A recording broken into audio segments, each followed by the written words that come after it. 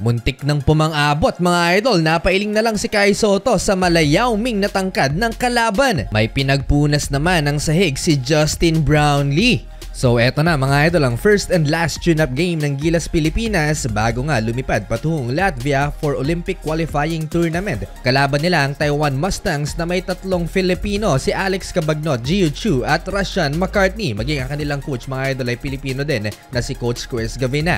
Unfortunately, wala ang tatlong NBA stars nitong Taiwan Mustangs, si Dwight Howard, DeMarcus Cousins at Quinn Cook.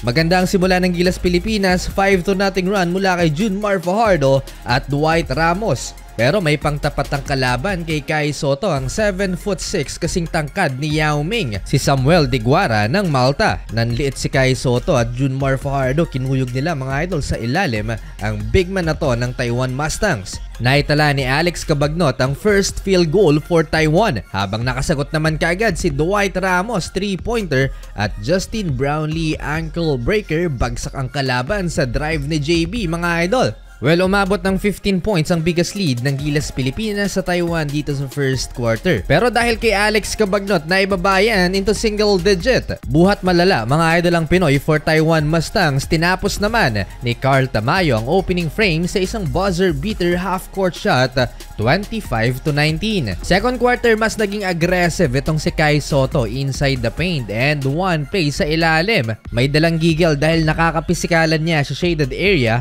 itong Taiwan Mustangs. Nakakabrasuhan ni Kai Sotto si Samuel Diguara, ang 7'6" na kalaban. Hindi na napalobo ulit ng Gilas Pilipinas into double digit ang kanilang lamang kagaya kanina sa first quarter. Nagkapitalize ang kalaban sa shaded area habang itong si Kai Sotto at Diguara mga idol kamuntikan pang pumang-abot. Dead ball na nagkahawian pa ng kamay, talagang pumapalag itong si Kai Sotto mga idol sa mas malaking kalaban. Tingnan nyo naman kung gaano kalaki itong si Diguara, tinaasan lang ng kamay si Chris Newsom, hindi maabot ang bola sa sobrang haba. Kahit si Japet Aguilar hindi na rin napigilang manggigil sa sobrang laki ng kalaban. Total team effort for Gilas Pilipinas, hindi pa napapatake over si Justin Brownlee, pero lamang pa rin naman mga idol ang ating mga kababayan, 37-32 halftime.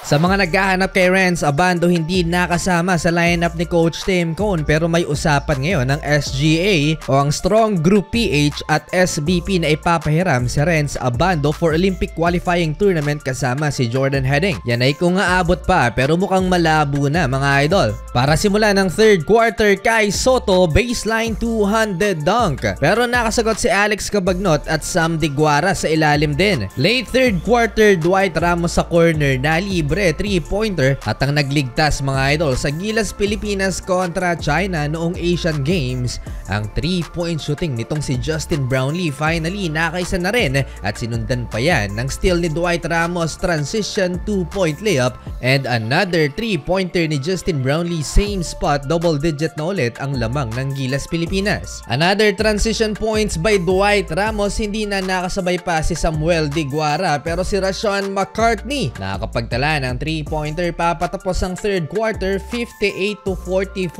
Strong period para sa ating mga kababayan, lamang ng 14. Fourth quarter, hindi pa pwedeng mag-relax ang Gilas Pilipinas. Dalawang magkasunod na 3-pointers ang pinakawalan ng Taiwan Mustangs. After timeout, under 8 minutes, nagkasunod-sunod naman ng puntos ng Gilas Pilipinas. Carl Tamayo and Justin Brownlee aggressive mga idol down the stretch. May nasupalpal pa si Kabayan JB, chase down block. Last 4 minutes, back-to-back 3-pointers ang naitala ng Gilas Pilipinas. Finally, Mason Amos ipinasok na rin ni Coach Tim Cone. Ito ang kailangan natin para may pag-asa tayo kontra sa Latvia at Georgia. Ang 3-point shooting mga idol. Last 3 minutes na ibaba pa sa single digit ng Taiwan ang lamang ng Gilas Pilipinas. Last 2 minutes, Kai Sotto and one play, balik sa double digit ang lamang ng ating mga kababayan. Last 1 minute, lamang ng 10 ang Gilas Pilipinas, pinasok si Jeffrey Yan ng Taiwan, ang maliit na player ng kalaban at sigawan ng MVP ang crowd mga idol sa arena. Instant crowd favorite ang player na to. Nag-enjoy na lang din mga idol ang crowd sa final minutes. Sa huli mga idol, panalo ang Gilas Pilipinas ang kanilang first and last tune-up game bago ang Olympic qualifying tournament. 74-64 ang final score.